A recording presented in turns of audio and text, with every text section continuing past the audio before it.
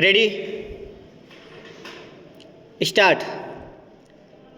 भाइयों व बहनों, ग्राम पंचायतों की तरह पंचायत समितियों व जिला परिषदों के सदस्य मतदाताओं द्वारा सीधे चुने जाएंगे। पंचायती राज के प्रत्येक स्तर पर सभी पदों पर महिलाओं का 1/3 आरक्षण सुनिश्चित किया गया, अर्थात 33% महिला पंच, सरपंच, प्रधान, प्रमुख बन सकेंगे। अनुसूचित जाति व अनुसूचित जनजाति के लिए भी जनसंख्या के प्रतिशत में पद आरक्षित रहेंगे। पिछड़ी जाति के हेतु भी राज्य सरकार ने आरक्षण किया है। राज्य वित्त आयोग गठित होगा जो संसाधनों को देखकर पंचायती राज संस्थाओं को राज्य सरकारों के करों की आय का हिस्सा दिलाने की सिफारिश करेगा।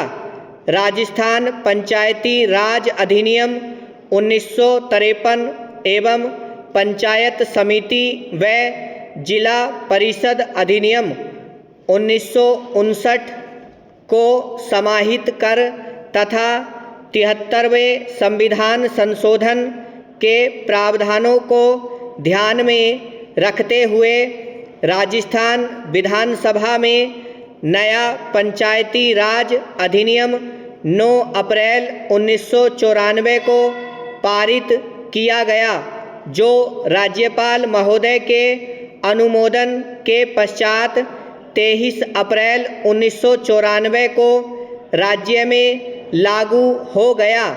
हमारे देश विशेषकर राजस्थान में पंचायती राज की आवश्यकता क्यों महसूस की गई, यह प्रश्न आज हमारे मन में कौंधता है।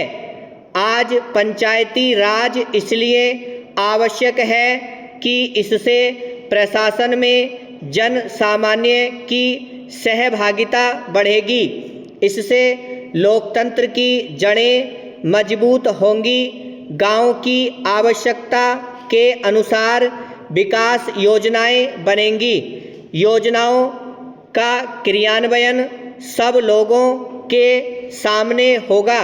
लोकतांत्रिक पद्धतियों में प्रशिक्षण पाने और जनतांत्रिक मूल्यों को ग्रहण करने का अवसर मिलेगा।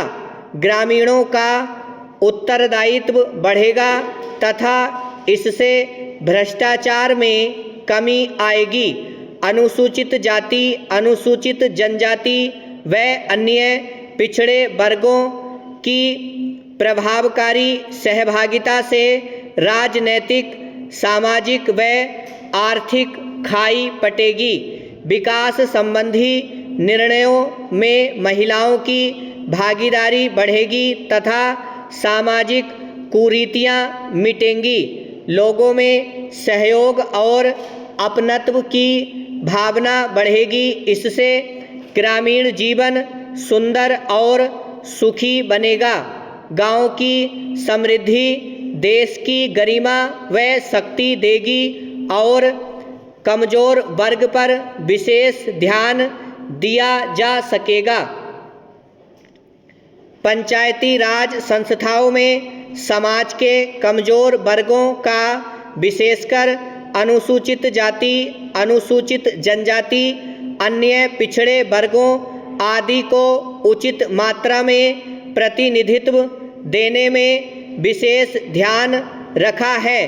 राज्य के पंचायती राज इतिहास में इस बार उपरोक्त वर्गों के जनप्रतिनिधि अधिक मात्रा में निर्वाचित होकर आए हैं। मैं इन सभी का स्वागत करता हूं और उम्मीद करता हूं कि इससे सभी वर्गों को समान रूप से इन संस्थाओं में भागीदारी मिलेगी।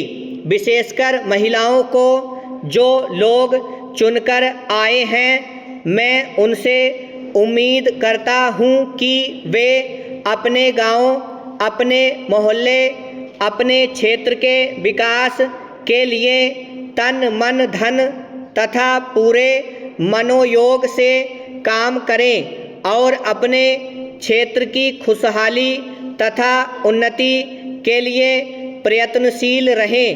केंद्र सरकार पंचायतों के उत्थान के लिए पूरी तरह से सभी राज्यों को यथाशक्ति मदद देगी।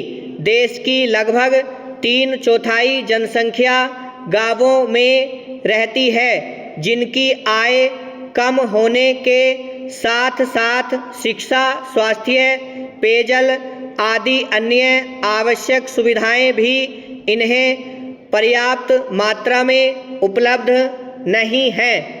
ब्रह्म।